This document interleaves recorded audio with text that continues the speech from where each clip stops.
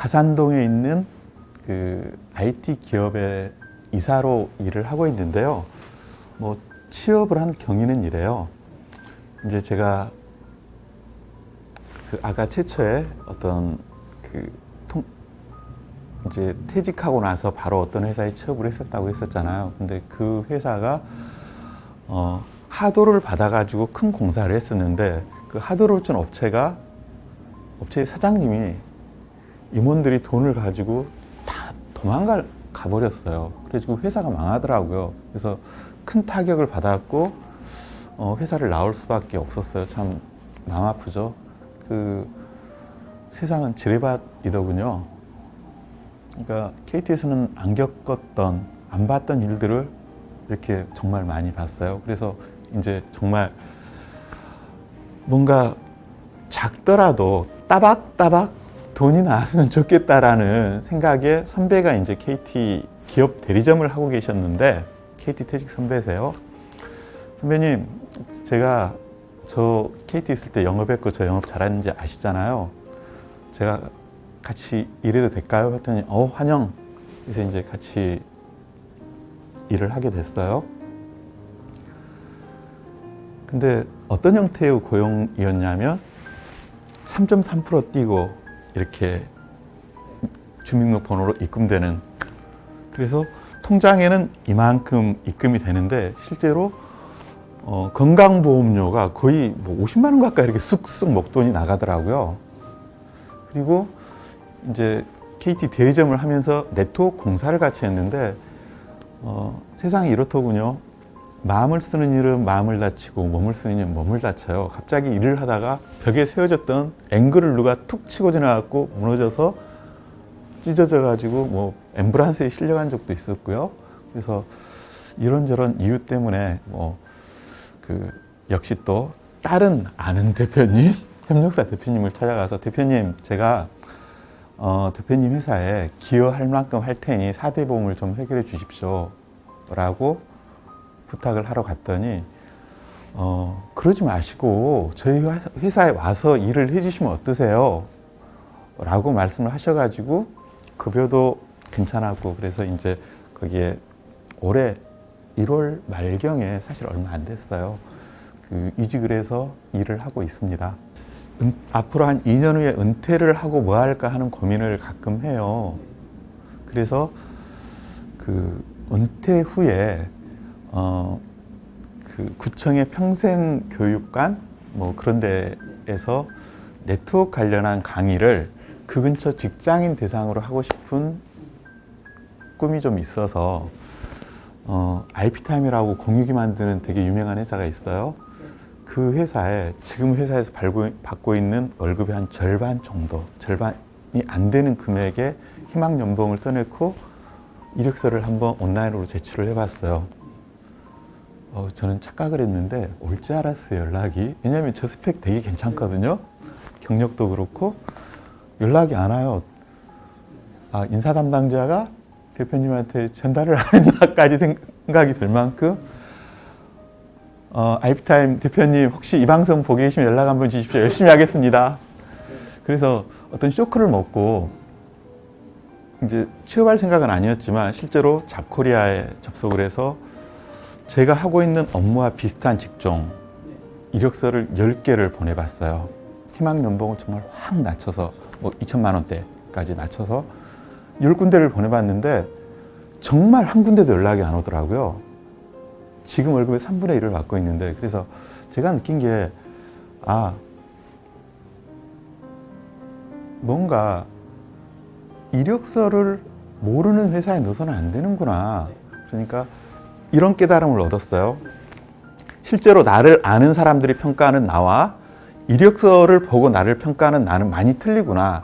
나를 아는 사람들이 평가해주는 수준이 더 높고 온라인으로 종이에 적힌, 그리고 그 이면에 있는 것들은 종이에 드러나질 않잖아요. 그래서 이력서 써갖고 취업할 건 아니다. 나중에 취업이 확정되고 그래도 이력서는 갖고 오세요. 이러면 그때 갖다 주는 거지. 인맥. 그러니까 내가 회사에 있을 때 많이 베풀고 많이 만나고 하는 것들이 훨씬 더 중요한 것 같습니다. 저는 이제 중소기업으로 취업을 했으니까 대기업과 중소기업의 차이점에 대해서 좀 말씀을 드릴게요.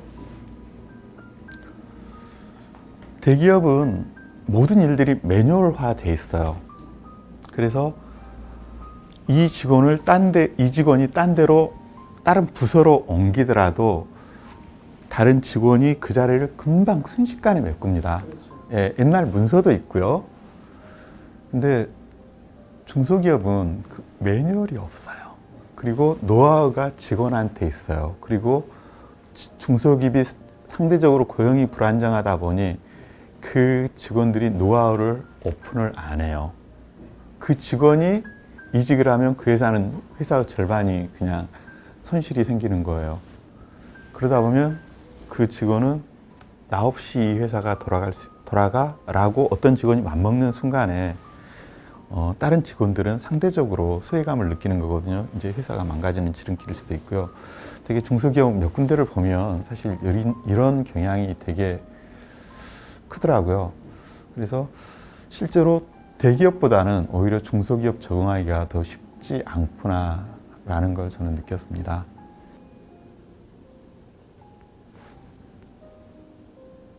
첫 번째 이유, 일단 행복하지 않았어요. 저는 중간 관리자였는데 위의 기대와 밑에 직원들의 또 역량과 이걸 어떤 낀세대라고 할까요? 뭔가 중간에서 되게 힘들었었고요. 그러니까 관리자란 내가 아니라 누군가 지시와 관리를 통해서 성과를 창출하는 사람인데 저는 그런 것보다는 내가 무슨 일을 직접 하면서 행복을 느끼고 그리고 거기서 얻은 지식과 경험이 내 몸에 쌓이고 이런 데 대한 뿌듯함을 느끼는 사람이었거든요. 그래서 어떤 관리자 직책을 전혀 행복하지 않았음에도 불구하고 또 제법 잘했던 것 같아요. 행복하지 않은 일을 잘하는 게 참 불행한 거거든요. 근데 제가 그랬어요. 그래서 그 관리자를 내려놓고 싶었음에도 불구하고 회사에서 거의 허용을 안 해줬었고요. 그래서 그런 계기로 해서 그만두고 둬야 되는 결심까지 하게 됐고, 그보다 더 컸던 건 그러면서 이 회사가 직원들을 존중하지 않는구나 라는 느낌. 그러니까 급여가 문제가 아니라 이 회사는 직원을 존중하지 않는 회사구나 라고 느끼면서 되게 회사의 경영사항이나 방침에 대해서 저는 많은 실망을 가졌고요. 그게 가장 큰 계기였던 것 같아요. 회사를 그만둘 때는 나 없으면 안 돌아갈 줄 알았는데 지금 훨씬 더 잘 돌아가고 있습니다. 취업의 90%는 인맥 갖고 취업을 한다고 생각을 해요. 젊은 친구들 같은 경우는 이력서만으로 취업을 할 수가 있는데 나이 먹으면 이력서상에 내 능력을 다 담을 수가 없습니다. 그래서 나를 아는 사람이 나를 채용해주고 일거리를 주더라고요. 두 번째로는 막상 퇴직을 하기 전과 후 세상은 많이 틀려요. 안에서 많은 준비를 했다 하더라도 막상 부딪힌 세상은 다른 세상이거든요.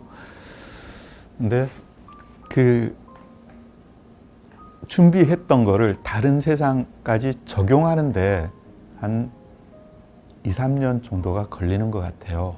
통상 주변 선배들을 보면.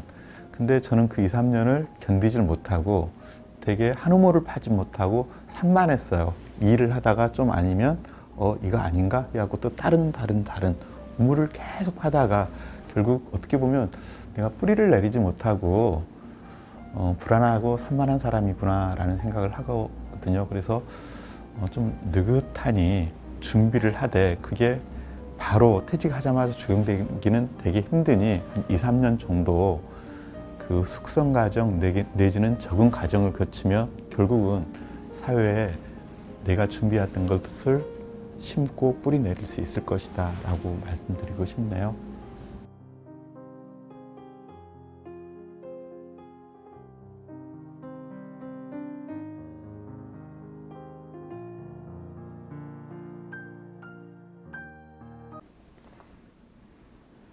안녕하세요. 너와 나의 은퇴학교입니다. 오늘은 여러분들께 특별한 제안을 드리고자 이렇게 영상을 찍게 되었습니다. 자, 오늘 그 특별한 제안은 바로 이런 겁니다. 우리가 50대 살다 보면 네. 사실 참 속에 답답한 일들이 많아요. 그런 이야기를 함께 나누어 주실 분들을 모집하려고 합니다. 네. 살다 보면 일단 50대쯤 되다 보면 직장에서 직장 상사하고의 갈등 문제, 남편하고의 갈등 문제, 네. 시부모님하고의 갈등 문제, 네. 자녀들과의 갈등 문제, 친구 사이의 갈등, 속 터지는 일들 너무 많거든요. 네. 하지만 우리는 사실 그 얘기 못하고 살았거든요. 그렇죠. 그런 이야기를 들려주면서 누군가의 얘기를 듣고 네. 누군가가 또 공감을 받을 수 있고 누군가가 위로받을 수가 있거든요. 그런 이야기를 함께 나누어 주실 분들, 여러분들을 모집하고 있습니다. 누구나 다 여러분이 갖고 있는 그 작은 이야기를 듣고 정말 한 사람의 인생이 바뀔 수도 있습니다. 여러분들의 의견 마구마구 기다리고 있겠습니다.